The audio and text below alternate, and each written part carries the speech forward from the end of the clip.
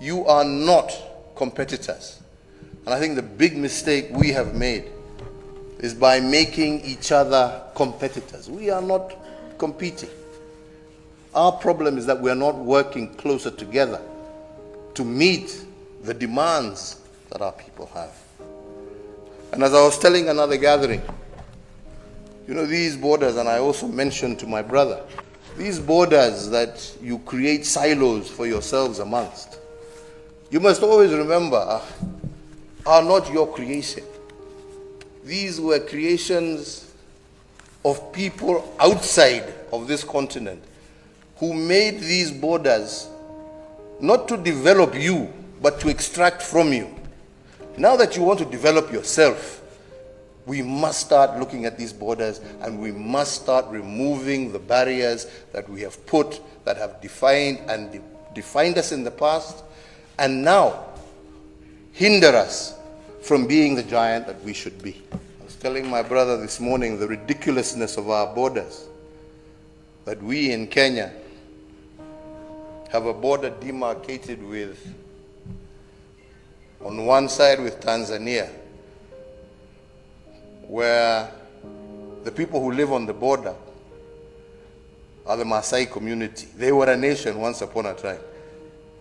Now today, they are Kenyans, they are Tanzanians, and yet they are relatives. But they live on two sides of a border. This is not proper. I was telling him of another example. To our west, Lake Victoria, where again another boundary was drawn between Kenya and Uganda. And where at one particular moment in time, between 2005 and 2007,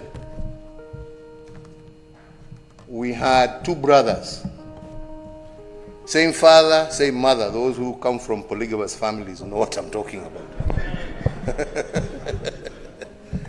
But this particular one, the same father, same mother. But because their land was stretched across between Kenya and Uganda, one brother inherited land on the Ugandan side, the other brother inherited land on the Kenyan side.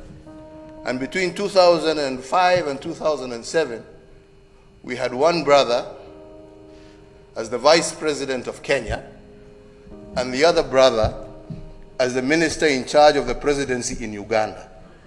Now, I don't know whether you can find a much more ridiculous situation to explain the kind of position some of us find ourselves in. So these borders were not made for us. If we are going to become manufacturing giants, we need to do away with these borders. We need to see the African market as one. We need to be able to develop giants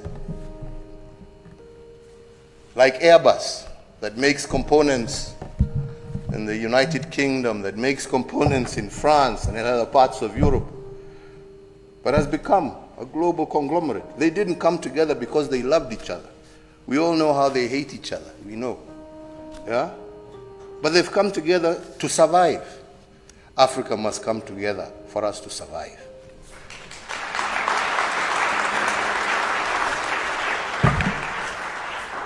Survive and indeed prosper. I wish you all the very best. I am very excited that my brother has pushed this agenda of Kenya Airways and South African Airlines, and I am very hopeful that in the very near future, I shall be one of the first customers on a Pan-African flight that is owned by Africa and run by Africans. There's a story that says it's better to own a small piece of a big thing than a big piece of nothing. So I'm looking forward to our small piece in a big Pan-African airline. Thank you very much.